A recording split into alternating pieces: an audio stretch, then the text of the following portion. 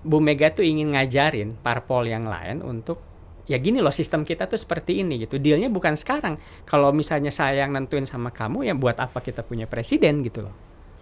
Nanti setelah menang baru kita bicara.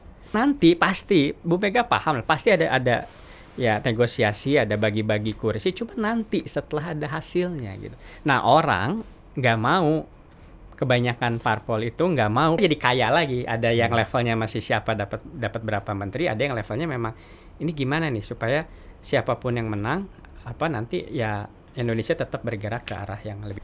Nah, jadi Ganjar ini sebetulnya paket lengkap gitu. Dia punya pengalaman dan dia pahami pengalamannya di perjuangan pergerakan pada zamannya. Nah, ini kan sebuah paket lengkap.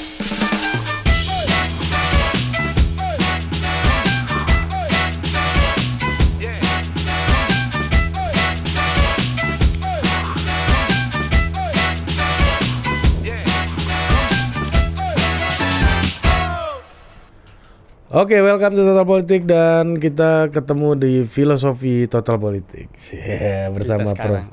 Robi Filosofi Muhammad. total. Iya, Total Filosofi. Total. Prof, ini kita ngelihat Mas Ganjar nih ya. Ini keliling kemana-mana. Kemarin ke UI baru-baru ini, terus banyak tempat lah kan. Mas Ganjar kan memang kebiasaannya itu jalan-jalan, ketemu langsung sama masyarakat, ya kayak Pak Jokowi persis lah. Energinya dari situ gitu. Kalau kita lihat perjalanan kampanyenya, itu Pak Ganjar kelihatan betul orang yang sangat energik dan banyak energinya dihabiskan untuk bertemu dengan masyarakat. Kelihatan kerja kampanye. Tapi pertanyaannya adalah di elitnya PDI Perjuangan dianggap tidak bisa berkomunikasi sehingga apa? Sehingga progres konsolidasi dukungan elit dari bulan April Mei sampai hari ini bulan September itu terlihat tidak ada progres yang signifikan. Kalau Pak Prabowo kita lihat awalnya bulan April Mei masih sama Caimin. Sekarang Caiminnya loncat, udah dapat yang baru. habis itu masuk lebih banyak. Iya. Masuk Golkar, masuk Demokrat, masuk PAN gitu. Sementara Pak Surya Paloh tadinya koalisi perubahan nama Demokrat dan lain-lain, Caimin masuk jadi wakilnya Mas Anies, habis itu PKS-nya ternyata stay gitu. Nah, yang relatif tidak ada progres menjanjikan dalam komunikasi dukung-mendukung di level elit itu cuma Mas Ganjar. Apa sih yang sebenarnya terjadi, Prof? Menarik pertanyaan ini ya. Gue juga pernah mikirin ini sih soalnya. Jawabannya gampang-gampang susah. Kalau bilang, oh PDIP, ini kita sebenarnya ngomongin partai kan, bukan Mas Ganjar ya kan sebetulnya. Ngomongin partai. PDIP tertutup ya enggak juga. Pertama koalisi ada jelas dan atau kerjasama ya istilah PDIP. Dan jangan lupa kan Mbak Puan pernah ketemu sama Mas Ahaye. Jadi ada lah itu komunikasi.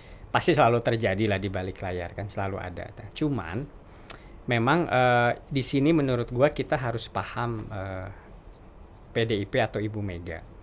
Nah, gua ajak sedikit ke belakang. Jasa Ibu Mega buat Republik ini itu adalah kelembagaan. KPK memilih presiden langsung. Betul. Jadi beliau itu membikin sistem. Bahkan sekarang pun kan Bu Mega ini ketua Dewan Pembina BPIP, BRIN, itu kan jadi beliau itu fokus bangun sistem sebetulnya. Nah sebetulnya ini pernah diucapkan sama Bu Mega dan mungkin beberapa PDIP bahwa yang Bu Mega tuh dalam hal pilpres nih ingin pegang betul-betul konsep presidensial, kabinet presidensial. Jadi Bu Mega kalau ada orang yang datang, parpol yang datang, ngajak negosiasi menteri, Bu Mega bilang nanti dulu, bukan saatnya sekarang. Bu Mega ngerti banget, pasti kita akan negosiasi soal jabatan menteri apa. Iya, cuman bukan sekarang. Lah presidennya aja belum ditetapkan, apalagi belum menang. Jadi Bu Mega pengen sebetulnya seolah-olah ya seorang Ibu Mega ya levelnya ngajak gitu. Kita tuh udahlah kita pegang presidensial ini, biar dia jadi presiden dulu, baru setelah itu kita bicara. Dengan hak veto terakhir ada di presiden yang terpilih itu gitu. Jadi sebetulnya Bu Mega tuh ingin ngajarin parpol yang lain untuk ya gini loh sistem kita tuh seperti ini gitu. Dealnya bukan sekarang. Kalau misalnya saya yang nentuin sama kamu, ya buat apa kita punya presiden gitu loh. Nanti setelah menang baru kita bicara negosiasi. Iya kan, apalagi nanti baru kita bisa ngukur berapa besar kekuatan partai itu setelah pemilu kan. Iya, kan di mana-mana di seluruh dunia koalisi itu kan setelah ada hasil pemilu baru berembuk bikin koalisi kan. Berapa besar pembagiannya. Masing-masing. Kalau di sini kan kayak sebelumnya kan jadi agak aneh.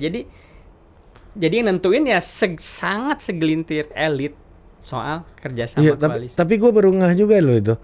Berarti ya ini bukan soal berpihak ke Bu Mega atau Mas Ganjar nih dalam konteks ini.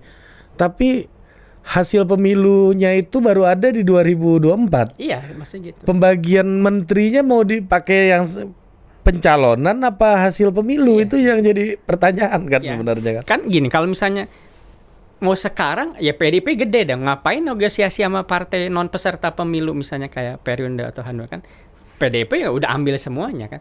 Tapi kan kalau lihat kita di kabinet Pak Jokowi pun PDIP ya relatif sedikit dibanding partai pemenang pemilu ya, dan Pak Jokowi dari PDIP relatif sedikit lah, malah mungkin kalau dihitung Pak Luhut Golkar lebih banyak Menko-nya gitu kan. Iya, ada gitu. Ada dua itu. Jadi Bu Mega tuh pengen ya itu nanti pasti Bu Mega paham lah, pasti ada ya negosiasi, ada bagi-bagi kursi, cuma nanti setelah ada hasilnya gitu. Nah, orang nggak mau, kebanyakan parpol itu nggak mau, pengennya sekarang gitu. Nah, parpol yang sekarang udah deal bagi-bagi itu, apa iya nanti hitungannya akan sesuai dengan yang sekarang menurut lo? Hasil 2024 yang akan mereka jadiin acuan? Nah, misalnya gini nih, Pak Prabowo nih, koalisi kan partainya ada Demokrat, PAN dan Golkar gitu ya. Demokrat, PAN, Golkar, Gerindra. Sekarang itu misalnya yang lebih gede kan Demokrat sama Golkar. PAN paling kecil. PAN iyain nih sekarang dapat 2 menteri. Ternyata nanti PAN-nya naik 8% atau 9% lebih gede daripada Demokrat. Apa iya PAN mau lebih sedikit daripada Demokrat menterinya? Betul. Itu pertanyaan gua. Apakah ukuran hari ini akan dipakai untuk di 2024 atau gimana sih? Iya, pertama logika itu ya. Kalau tapi kan itu tadi itu kan mungkin sistem parlementer ya di negara-negara, setelah ada suara kamu baru bikin koalisi. Tapi kan balik lagi bukan hanya itu, Bu Mega atau PDIP itu ingin kita tuh sistem presidensial gitu. Jadi gimana pun juga partai tentu mengajukan nama-nama buat posisi menteri, tapi yang nentuin nanti presiden gitu. Kan di situ. Nah, ini kan jadi orang sekali Bu Mega itu ingin ngasih pendidikan politik lah, bahwa ya kita pegang teguh sistem yang ada gitu. Soal sistem presidensial ini bukan main-main, bukan cuman diucapin gitu aja, tapi kita jalankan gitu. Itu. Ya, tapi apalagi dengan pertimbangan soal suara tadi itu yang bisa berubah. Tapi meskipun harusnya itu nggak ngaruh juga kan, karena kita sistem presidensial kan gimana, suka-suka presiden nggak ngambil menteri satu orang pun dari parpol, sah-sah aja kan gitu. Sah aja. Tapi kenyataan resiko tanggung sendiri. Pragmatis resiko tanggung di PR nanti kan. Tapi paling sedikit kita itu jadi nggak munafik lah gitu, bahwa ya kita presidensial, ya kita kasih dong kekuasaan ke presiden gitu. Oh, berarti dia maunya ke Pak Ganjar nanti, Pak Ganjar yang menentukan semuanya, yang mana Pak Ganjar itu adalah bagian dari Bu Mega. Ya, kayak Pak Jokowi juga gitu kan. Setahu saya nggak tahu posisi, tapi Pak PDIP itu ngajuin mungkin 3 nama untuk satu posisi partai, nanti Pak Jokowi yang milih. Gitu. Karena dan ya itu tadi PDIP kan ya Bu Mega PD pertama sama PDIP-nya sebagai pemenang, kedua ya ini silahkan gitu pilih. Oh, oke. Tapi resikonya dengan idealisme konseptual dan presidensialisme itu, PDI dianggap tidak bisa berkomunikasi sehingga partai-partai lain pergi. Bahkan P3 pun kayaknya kalau wakilnya bukan Bang Sandi nanti mungkin ngitung lagi tuh kayaknya. Ya itulah ya gini lah, kalau kita mungkin mau agak pragmatis sedikit, ya itulah resiko partai ideologis gitu. Dia klaim ideologis, apalagi dia klaim ini warisan dari Bung Karno gitu kan. Ya udah, kita pegang aja. Karena itulah basis fondasi, basis jualannya itu. Kalau mereka lepas itu ya Jadi nggak ada pembeda juga dengan partai-partai lain gitu. Butuh idealisme ideologis itu. Butuh. Tapi kalau resikonya bisa ditinggal sama koalisi gimana? Dan bisa jadi PDI sendirian loh ini. Bisa jadi. Ya itu balik lagi, apa bisa dia jalanin mesin partai untuk menangin Mas Ganjar. Artinya nanti kekuatan utama Mas Ganjar ini cuma PDI dong, Prof. Sepertinya gitu, dan kalau menurut Kekuatan politik ya. Menurut gua sih mungkin juga seperti itu kan. Ujung-ujungnya di koalisi manapun kekuatan utamanya bukannya ketua kelasnya gitu. Yang lain kan ya lebih itulah, ini. akomodasi lah, Nah, akomodatif. tapi ini kita lihat lagi nih. Ada partai-partai yang early backernya Pak Jokowi malah. Kalau kita bilang Pak Ganjar ini adalah keberlanjutan Jokowi, tapi ternyatanya Nasdem dan PKB gitu ya, yang merupakan partai utama pendukung Pak Jokowi dulu, yang tentunya tanpa mengecilkan PDI, tapi dua partai ini termasuk yang paling awal-awal gitu bersama Pak Jokowi dan konsisten bersama Pak Jokowi gitu ya. Ini menjadi pertanyaan gak sih soal tesis keberlanjutan di kubu Ganjar sendiri? Enggak ya, karena kalau lu sebut tadi partai dua itu, Nasdem, kita tahu Nasdem sekarang mengusung antitesis Jokowi sebagai platform campaign. Jadi udah jelas-jelas mereka ngambil posisi berseberangan sama Jokowi. Dan itu pilihan mereka loh, itu kan ya sah-sah. PKB kita tahu itu hasil pertamanya ke koalisi Pak Prabowo, terus sekarang ganti. Jadi dari situ kan kelihatan bahwa manuvernya itu ya lebih ditentukan oleh elit politiknya itu, oleh si penguasa partai itu kan. Dari situ kelihatan gitu. Nah, ini soal ini Prof. Kemarin yang juga sempat heboh itu, saya pegang data BIN itu loh, data BIN, data BAIS segala macam, dan diumumkan oleh Pak Jokowi gitu soal pergerakan partai politik ini. Ini gimana menurut lo Prof? Apakah banyak orang yang salah satunya Sekjen PKS mempertanyakan kenapa diomongin, ini buat ngancem atau buat apa? Padahal kan kita tahu ya, presiden tuh ngomong aja itu udah basis datanya pasti macam-macam gitu. Ngomong apapun tanpa dieksplisitkan. Nah, ini apa pentingnya itu dieksplisitkan dalam konteks ini? Dalam arah partai-partai ini, apakah karena gerakan-gerakan partai ini mulai tidak terkoordinasi dengan kepada presiden, atau seperti apa sih melihatnya? Apakah jarak presiden semakin jauh dari partai-partai pendukungnya atau seperti apa? Ya, pertama gue sih ngelihatnya pertama ya hal wajar ya, presiden punya data segalanya tentu, yaitu sebagai kepala pemerintahan sudah sepantasnya kan. Terus apa urgensi untuk disampaikan? Kalau gue mengenal Pak Jokowi gitu, yaitu untuk nunjukin bahwa dia ini apa ya, grounded gitu. Saya mau pakai bilang pragmatis, cuman pragmatis di sini disebut negatif. Di sini negatif ya, artinya. Tapi poinnya tuh ya decision makingnya itu berdasarkan fakta gitu lah, poinnya itu. Jadi keputusan yang diambil Pak Jokowi itu berdasarkan fakta yang tentunya kita percaya mengutamakan katakanlah kepentingan nasional, karena tahu dari mana ya, dari approval rating, buktinya rakyat happy selama ini sama keputusan Pak Jokowi kan. Jadi itu Pak Jokowi pengen mengulangi bahwa apa yang terjadi di lapangan itu kan cuman bilang saya tuh belusukan bukan cuman ke pasar loh, saya tahu juga di rapat-rapat DPP itu saya apa kan gitu.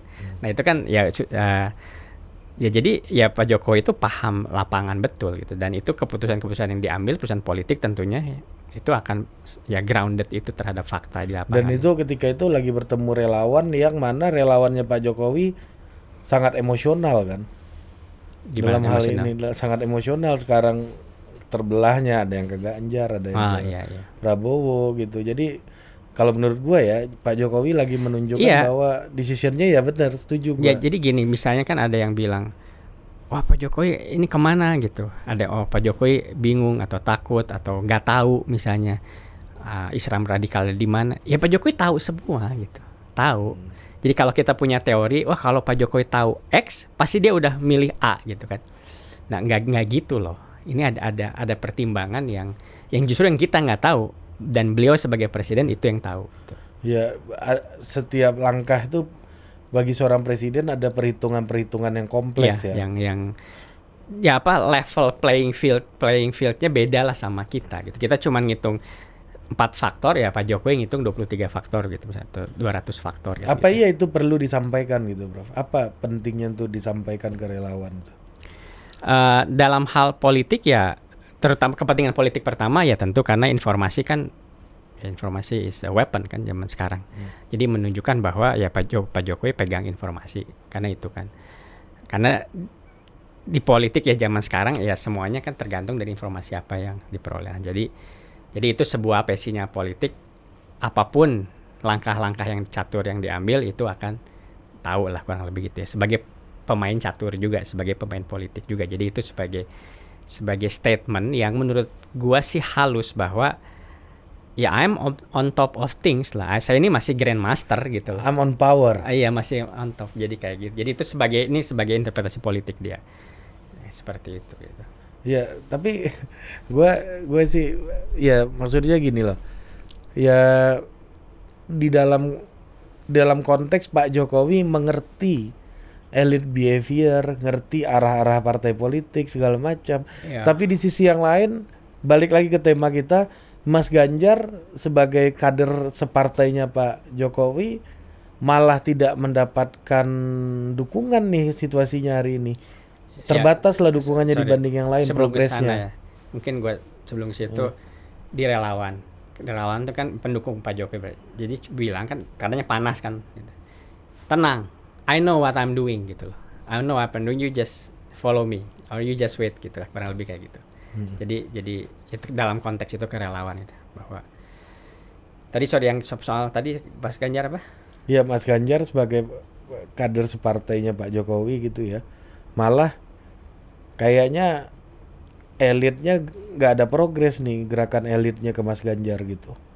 Sementara Pak Jokowi mengklaim bahwa dari data-data yang dia miliki, dia tahu bahwa gerakan-gerakan politik ini seperti apa hari ini gitu. Artinya Pak Jokowi mengerti elite behavior. Ya bagaimana cara elit berpikir. Kalau tadi kan dalam konteks PDI ada soal idealismenya Bu Mega nih. Ya kan? Tapi Pak Jokowi sebagai seorang elit politik punya pendekatan personal yang mengerti apa yang dimaui oleh orang, sehingga banyak yang ikut beliau. Kan bahkan partai non parlemen, bahkan partai non pemerintah aja nggak bisa mencalonkan satu capres sendiri kemarin kan. Ya kalau misalnya Demokrat dan PKS itu cukup kursinya, ya mungkin pemerintah versus anti pemerintah, change versus keberlanjutan, sustainability itu bisa, continuity itu bisa terjadi lebih mudah kemarin.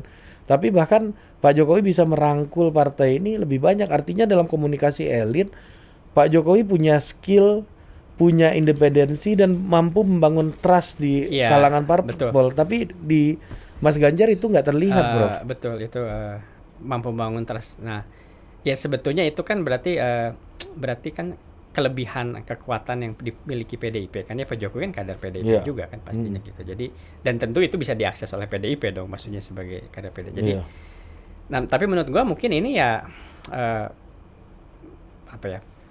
dalam tanda kutip permainan cantik, karena Pak Jokowi gimana juga presiden.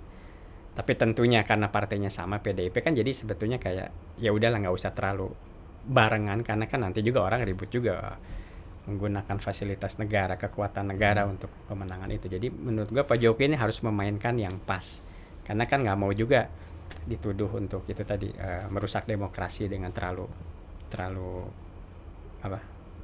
vulgar membela satu partainya sendiri gitu. Jadi memang di sini bukan masalah progresnya kurang di Mas Ganjar, tapi ini adalah sebuah proyek eksperimental ideologis berarti. Ya gini, untuk level pertama Pak Jokowi presiden 2 periode, Bu Mega pemimpin partai yang menang dua kali menang, dan sekarang ketiga kali jadi mempunyai capres, itu punya level sendiri gitu. Punya level sendiri, kompleksitas sendiri yang beda sama parpol yang masih ribut. Gue dapat kursi berapa, gue dapat berapa menteri. Nah itulah Ini Iya, kita iya, sedang iya. melihat itu. Jadi menurut gue bagus. Jadi gue pernah ngomong kali ya kita jadi kaya lagi. Ada yang levelnya masih siapa dapat dapat berapa menteri, ada yang levelnya memang ini gimana nih supaya siapapun yang menang apa nanti ya Indonesia tetap bergerak ke arah yang lebih maju. Ini ibarat orang kaya punya hobi aneh tuh biasa aja ya. Ya orang kaya yang baru kaya gitu kan, terus Iya. beli beli macam-macam sama orang kaya yang mikirnya gimana ya gue pengen ngilangin malaria dari Afrika lah. Iya, Bill Gates kan. Ya. Ya hobinya mulai aneh kan, Iya. makin kaya kan makin Kalau aneh. dipikir-pikir kan tetap aja katanya nggak demokratis. Mentang-mentang lu punya duit lu mau paksain satu program, belum tentu rakyatnya setuju kan gitu kan. Iya, Sebenarnya ya dibilang ngaco juga tanda-tanda kutip.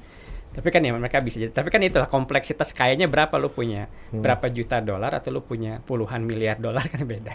Iya, hobi jadi beda. Beda juga. Iya kan, ada orang kaya hobinya manggilin penyanyi-penyanyi terkenal buat nemenin dia makan malam aja ada gitu kan. Ada orang kaya yang hobi ngumpulin pengamat-pengamat politik dipanggil-panggilin terus ngobrol-ngobrol analisis Iya, politik iya. itu kan hobi-hobi yang nggak kebayang bagi orang-orang kayak kita Iya. gitu. Dan ada lagi orang kaya yang benar-benar 0,01% yang hobinya manusia perlu bikin koloni di Mars. Iya. Apakah itu sesuatu yang baik? Nah ini perlu kita bahas bukan di sini kayaknya Iya, ini di tempat lain di nih. tempat lain yang lebih Iya. Iya, pas iya, soal iya. kapitalisme itu apa bisa jadi baik gitu. Ini cara berpikirnya Bu Mega ya ada di level itu menurut lo ya, Prof ya. Dan Pak Jokowi juga sebagai presiden ada di level itu. Jadi Ya, ini kayak misalnya ya, kayak Bung Karno dulu gitu ya. Berpikir soal Nasakom gitu misalnya. Ya kan? Udah mempersatukan ideologi-ideologi semuanya, muncul konsep demokrasi terpimpin gitu misalnya. Itu kan bagian dari proyek-proyek eksperimental ideologis karena dia udah berada di tampuk kekuasaan. Seperti halnya juga Pak Harto gitu. Kayaknya oil booming, duit banyak, ngapain ya? Bangun gedung udah mainstream. Kayaknya gua mau ambil negara tetangga deh. bangun taman mini lah. Ambil Timor Leste, Prof. Ya kan? Timur Versi Timur. militer. Iya kan, masuk kan, karena hobi orang kaya gitu kan. Ketika lu udah lama berkuasa, punya Iya. uang banyak gitu, mau apa lagi gitu. Horizon optiknya beda lah. Bu Mega sama Pak Jokowi ini pakai optik yang beda sehingga horizonnya beda gitu. Betul. Gue setuju Perbedaan kayak optik lah. cara berpikir soal IKN tuh juga soal itu juga menurut gua. Ya, ketika orang berpikir wah kita harus bikin apa namanya sekolah segala macam gitu ya, itu dikerjain juga gitu. Tapi dalam konteks membangun IKN ini akhirnya Pak Jokowi juga mikir wah gue udah 10 tahun nih berkuasa nih apalagi nih ya gitu kan. Kompleksitasnya jadi berbeda. Iya. Termasuk dalam membangun kerjasama politik. Bu Mega berada di level eksperimen yang berbeda menurut lu tadi kan berarti Iya. kan. Saya urusan teknis kan Pak Jokowi itu Pak Luhut aja beres lah gitu Iya. misalnya. Nah saya ini kan yang lebih ke depan 5 tahun kayak gitu kan. Iya. Bu Mega juga ini urusan ini ya Mas Hasto Mbak Puan juga selesai. Nah beliau mau ini gimana tatanan politik nasional kan kayak gitu. Iya, udah berbicara soal kompleksitas yang Iya. berbeda gitu. Nah, tapi apa itu tidak dianggap merugikan pencapresan Mas Ganjar ketika kan mungkin dulu pas Pak Jokowi mau jadi calon presiden, Bu Mega ini masih ya orang-orang yang lagi dapat momentum untuk jadi orang kaya lah gitu. Jadi kayak tahun 98 itu kan banyak orang-orang yang tadinya biasa aja gara-gara krisis punya tabungan dolar banyak tiba-tiba Ya, kaya tiba-tiba mendadak kan. Nah, ini Dan harga pada tanah turun, pabrik iya bangkrut, dia murah dihantam dibeli. semua gitu di momentum itu. Nah, Bu Mega di 98 kan orang yang seperti itu sebenarnya. Iya. Tapi hari ini kan udah beda. Nah, bisa aja pencalonan Pak Jokowi boleh nggak gue bilang lebih mudah daripada pencalonan Mas Ganjar hari ini dengan kompleksitas isu yang kompleksitas psikologis yang udah berbeda gitu. Pencalonan Pak Jokowi lebih mudah. Iya, karena orientasinya kan momentumnya lagi gede, kita gimana caranya harus menang, harus berdasarkan dengan basis data, argumentasi dan lain-lain gitu. Iya, Kalau hari ini berpikir presidensialisme, filosofi kebangsaan, negara Iya. yang besar. gitu. Menurut gua gue setuju lebih sulit ya sekarang Mas Iya. Ganjar. Tapi bagus dalam arti gini, Mas Ganjar ini kan hasil konvensi partai PDIP. Ya kan ada Mbak Puan sama Mas Ganjar gitu, Iya. meskipun tidak konven, tapi that's what happened. Terjadi kompetisi yang bagus gitu, yang alami, Yang nggak ada di partai lain. nggak ada di partai lain. Nah tapi kan namanya kompetisi lah, setelahnya perlu ada konsolidasi dan mungkin itu yang sekarang sedang terjadi juga gitu. Dalam arti mungkin ya mudah-mudahan sih ya sebagai pendukungnya cepat selesai, harusnya udah selesai. Tapi ya itu, kalau untuk Pak Jokowi dari awal PDIP udah satu suara. Ya, ada firm. Iya. Tapi kalau Ada antinya tapi ya dikit lah. dikit lah. Dan itu pun bisa terima Pak Jokowi sebenarnya. Nggak ada- Kalau di Pas Ganjar ya nggak gitu, sama sekali berbeda. Memang terjadi kompetisi dan itu sehat. Maksudnya kan kompetisi jadi sehat, bukan sesuatu yang negatif. Dan sekarang kan dengan event di Stadion Jatidiri yang luar biasa itu kan harusnya udah clear kan. Kan itu event yang paten ya itu. Paten Ya. lah. Bambang Pacul mantap ya. Iya, tadi gue sampaikan juga ada Apa gimana ketemu Bambang Pacul tadi gimana? sama itu Bu Ketua. Ibu Puan. Gimana apa cerita Prof? Coba bagi di sini dikit lah. Ya intinya menurut gua Mas Ganjar ini jadi gini, gua kan bukan orang PDIP ya. Bukan, ya. Tapi Nah gua kan orang yang mendapat trust lah sekarang kan. gua kan pengen memahami juga dong kenapa Ganjar ini pantas jadi capres gua gitu misalnya. Itu sorry gue potong dulu. Tadi Mas Bambang Pacul juga WA ke gua. Itu Prof Robi katanya dia ngomongin politik tapi dia langsung bilang saya nggak ngerti parpol Pak Pacul. Ya maksudnya ini orang luar lah. Orang luar kan kalau buat orang PDIP bukan orang luar. Nah setelah gua lihat ternyata Mas Ganjar ini tuh punya cerita yang inspiratif. Pendeknya gini. Ini cara berpikir orang partai ya. Enggak, gua Melihat orang dari partai luar. berpikir ya. Kan Mas Ganjar ini dari nol. Tahun 92 udah PDI. Ya, 92. Nah, jadi dia berkarir nih. Jadi ibaratnya dia tuh sekarang di puncak karir dia karena sebagai capres dari gak tahu berapa kader PDIP ada berapa tuh?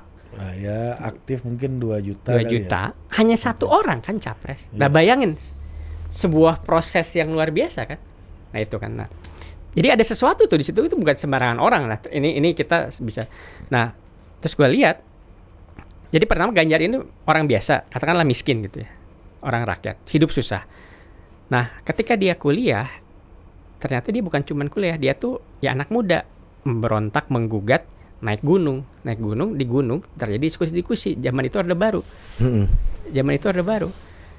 Nah, ternyata di situ dia ketemu sama tokoh-tokoh PDI pada saat itu dan menemukan penjelasan kenapa dia miskin. Karena dia PDI, bukan. Ya, karena ada itu kan marhainisme itu semua. Kita ini tidak adil apa itu. Nah, terus udah gitu jadi Ganjar ngerti nih. Nah, udah gitu dia kerja loh. Lawyer SH kan, HR. Nah, sebentar gue sebenarnya ada momen penting. Tahun 87 Ganjar masuk UGM, Bu Mega masuk PDI. Oh Itu iya. momen penting gitu. Itu momen penting. Waktu ini ya Suryadi ya, Suryadi. kemudian berujung pada kuda tuli itu ya. Jadi penting nih. Kelihatannya terpisah nih, Ganjar masuk UGM, Bu Mega masuk PDI. Tapi ini terus mengerucut ya. Jadi sehingga setelah Mas Ganjar lulus di Jakarta udah kerja di perusahaan, mestinya kalau dia kerja di perusahaan udah enak-enak aja udah jadi lawyer terkenal sekarang. Tapi enggak, ngelihat Bu Mega pidato di tahun 92 terus peristiwa kuda tuli itu akhirnya Mas Ganjar komit, saya harus perjuangkan ini. Akhirnya dia merintis karir politik. Kan gitu. Jadi kalau lu lihat ya, Mas Ganjar itu ya kayak kalau anak muda zaman sekarang itu bikin startup, unicorn. Zaman Orde Baru, anak muda keren itu join parpol melawan Orde Baru, melawan penguasa militer. Sebetulnya semangatnya sama. Nah, ini kan menurut gua baru gua paham, oh ini tuh orang sukses Ganjar ini. Cuman unfortunately parpol itu bukan barang seksi sekarang. Yang seksi kan unicorn. Lu juga pengen bikin unicorn kan?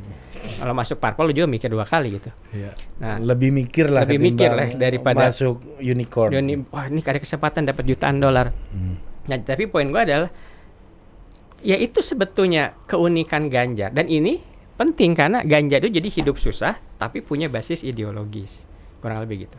Pak Jokowi hidupnya susah juga. Tapi dia selamat itu melalui usahanya sendiri jadi pengusaha. Nah, beda ya. Basis ideologisnya ya standar aja gitu kan. Bung Karno bahkan bukan punya basis ideologis lagi, beliau yang bikin ideologi, tapi kan hidupnya nggak susah dari dulu kan kaum bangsawan, dia ini kan kuliah di mana gitu, ITB apa. Nah, jadi Ganjar ini sebetulnya paket lengkap gitu, dia punya pengalaman dan dia pahami pengalamannya di perjuangan pergerakan pada zamannya.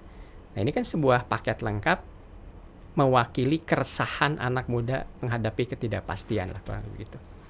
Nah, jadi dalam konteks itu ya masuk ke Stadion Jatidiri itu, gue bilang itu eventnya udah keren banget. Ada tongkat Bung Karno, ada proklamasi, tapi sayangnya saat itu Mas Ganjar menurut gua lebih bicara apa ya? Data-data pembangunan Terlalu itulah, teknis ya. terlalu teknis, padahal kan inilah PDIP gitu. Semua orang kayak saya, siapa saya nggak bukan, tapi bisa jadi capres. Oh, kalian semua bisa. Jadi kan sebetulnya itu buat internal tuh sangat inspiratif harusnya gitu. Jadi Ganjar lebih Ya, Ganjar dan Jokowi ini bisa dibilang tokoh parpol yang inspiratif ya. iya. Dan sebetulnya Ganjar emang ya itulah kan dari DPR saat periode pertama, periode kedua gubernur kan naik terus gitu. Iya, cerita itu yang nggak dimiliki oleh Pak Prabowo dan Mas Anies. Iya, dan cerita itu yang nggak ada, yang setelah ada baru gua paham Ganjar ini ya pantas jadi capres lah. Lihat dari awal dia hidupnya dari tahun 92 mau memperjuangkan sebuah ideologi, sebuah keyakinan kok. Kan gitu. Bagaimana dia bertemu di UGM di Jogja sama siapa? Mbah Tarjo itu. Ya. Itu kan itu yang membuat dia berbalik gitu. Dan itu kan luar biasa gitu. Kayak lu kan momen kenapa lu bikin Total Politik gitu. Kayak gue kenapa gue sekolah di Amerika gitu kan. Itu kan pasti ada momen-momen pribadi yang definit, yang mengunci sejarah. Jadi dah lu ke sana. Nah, Ganjar ini selain punya ideologis, konsisten dia eksekusi gitu dengan ya jadi politisi di DPR, jadi kepala daerah gitu. Itu menurut gue itu kan luar biasa. Cuman ya itu sekarang zamannya startup gitu, bukan zamannya. Tapi misalnya berbalik lagi kan sekarang banyak anak muda di luar negeri ke politik juga kan gitu. Kira-kira gitu. Tapi perlu nggak sih untuk dapat dukungan elit nih? Ini gini loh, beberapa partai kita harus objektif lihat. Seperti halnya Nasdem dan juga PKB gitu ya. Banyak, bahkan di PKB itu ada PKB merah kan yang mendukung Mas Ganjar nih sekarang. Nasdem itu partai yang juga di basis konstituennya dari beberapa survei banyak mendukung Ganjar juga. Bahkan mayoritas mendukung Ganjar sebelum diumumkan oleh Pak Surya bahwa capres mereka adalah Pak Anies Baswedan. Dan juga kalau kita lihat beberapa partai lain mungkin kayak Golkar juga basis Pak Ganjarnya juga gede gitu ya, PKB, Nasdem. Tapi mereka akhirnya tidak bergabung dengan PDI gitu untuk mendukung Mas Ganjar, padahal ini suara konstituennya gitu. Nah, artinya kan ada sebuah barrier yang sangat besar bagi partai-partai ini sehingga mereka nggak bisa untuk menuruti majority keinginan dari konstituennya. Apa gitu barriernya? Maka itu intinya kan sebenarnya perlu ada mekanisme di dalam partai itu ya, katakanlah konvensi atau apapun yang bisa menyerap aspirasi dari bawah ke atas ini kan. Ini kita juga kan nggak tahu kenapa Golkar join Prabowo, apakah itu berdasarkan perhitungan konstituen itu tadi memang kini atau ada kepentingannya. Kalau orang sinis kan ya udah itu cuman kepentingan segelintir elit aja, tapi ya itulah. Tapi lagi-lagi di PDIP kita bisa yakin ya ini hasil kompetisi, dan apalagi Mbak Puan yang ya katanya punya hasil privilege kompetisi. Pastinya punya privilege, tapi kan ujung-ujungnya sebuah keputusan yang menurut saya rasional, dalam arti ya dukungan publik terhadap Ganjar besar untuk sekarang kan gitu. Jadi mungkin ini kan dulu juga Pak Jokowi gitu juga. Jadi PDIP ini ya you can say whatever you want about PDIP, cuman gimana mereka tetap rasional lah gitu. Dan dia pilih capres-capres yang kuat, punya dukungan terkuat di publik. Iya, dan tapi barriernya itu apa, Prof? Sehingga sulit, bahkan partai-partai ini nggak mengikuti mau konstituennya. Ya, kalau bahasa jargonnya elite capture ya. Elite capture. Iya.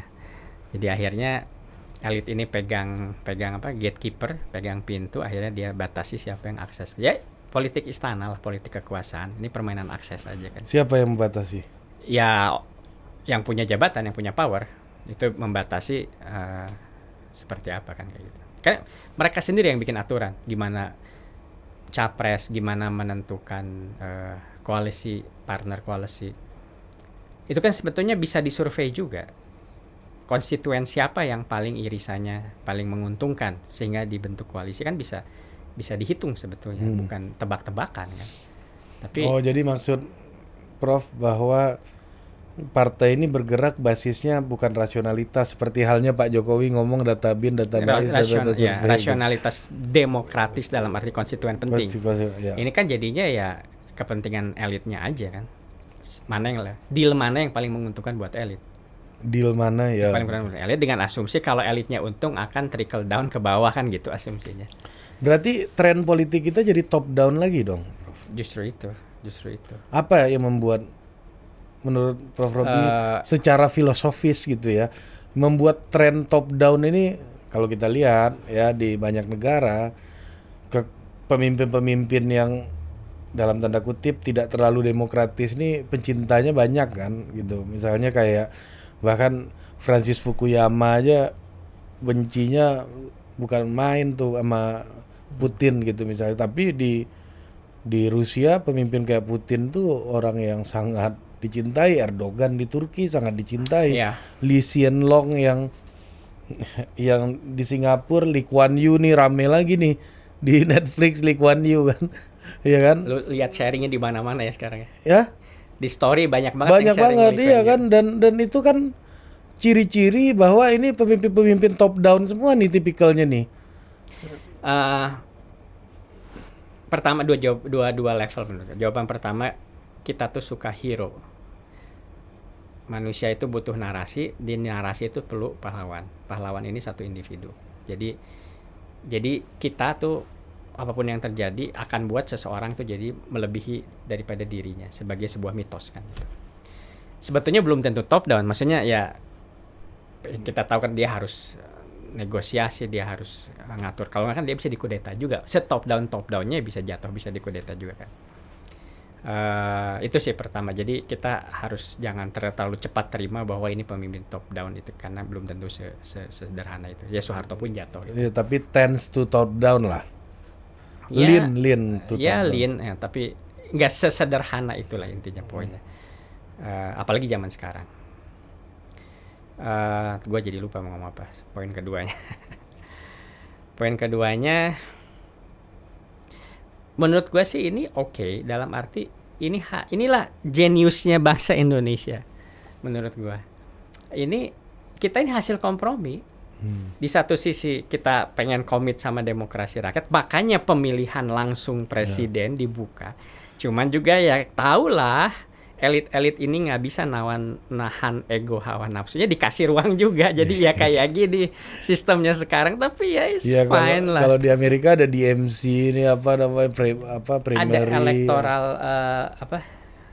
electoral college. Iya, electoral college. Jadi ada kan, konvensi itu formal konvensi, semua punya prosesnya kan. Iya. Ya kita ini kan akhirnya gitu, tapi menurut gua sih ya itulah, kayak kalau lu pikir ini kan kayak MK gitu ya. Gila aja, keputusan yang udah demokratis, lewat DPR yang dipilih rakyat, langsung tiba-tiba bisa diketok palu sama MK. Kan elitis banget kan. Tiba-tiba diputuskan hanya berapa hakim MK itu? Nggak tahu, 6, 7, 9. 9 Solomon. Iya, itu kan elitis banget gitu. Tapi ya udah kita pasang lah di situ. Jadi kayak ya itulah, ini bagian dari kompromi ya. Check and balance itulah. Jadi iya, kayak kita dulu daripada konflik. Ya menghindari harmoni, jaga harmoni. Ada saluran pembuangan lah. Ya kayak Jogja misalnya. Ya kalau Sultan masih mau berkuasa ya nggak apa-apa. Jadi kerajaan sendiri. Tapi kita republik loh. Iya. Gitu. Iya kan. Dan menurut gue itu jenius loh. Iya. Menurut gue jenius. Kita nggak usah perang saudara. Iya. Kalau perang itu kan relatif gampang kan. Maksud gue ya asah pisau, lo turun ke lapangan, bunuh-bunuhan, habis itu perang selesai gitu. Yang menang bonyok, yang kalah lebih-lebih gitu kan, lebih bonyok lagi. Tapi mencari titik kompromi itu memang butuh kejeniusan ya. Masalah itu baik atau enggak, komprominya bisa kita kritik lagi habis Iya, itu kan. nanti kita bikin kompromi. Dan itu kan dari awal udah gitu, lu tahu kan, debat Pancasila, Iya. dasar negara. Ya itulah tradisi menurut gue sih membanggakan karena itu sangat modern. Ya maksudnya sangat abad 21, adaptif kan intinya. Iya. Orang kadang dulu zaman gue dikritik, oh itu apa ya, nggak tegas, gado-gado apa. Tapi ya kan faktanya lingkungan berubah, dunia berubah, faktanya berubah ya. Ya semuanya harus ikut berubah juga dong, nggak bisa gitu. Oke, Prof. Terima Oke, kasih, sip. Prof. Thank Kita jumpa lagi di Total Politik Sampai jumpa berikutnya. lagi. Dah.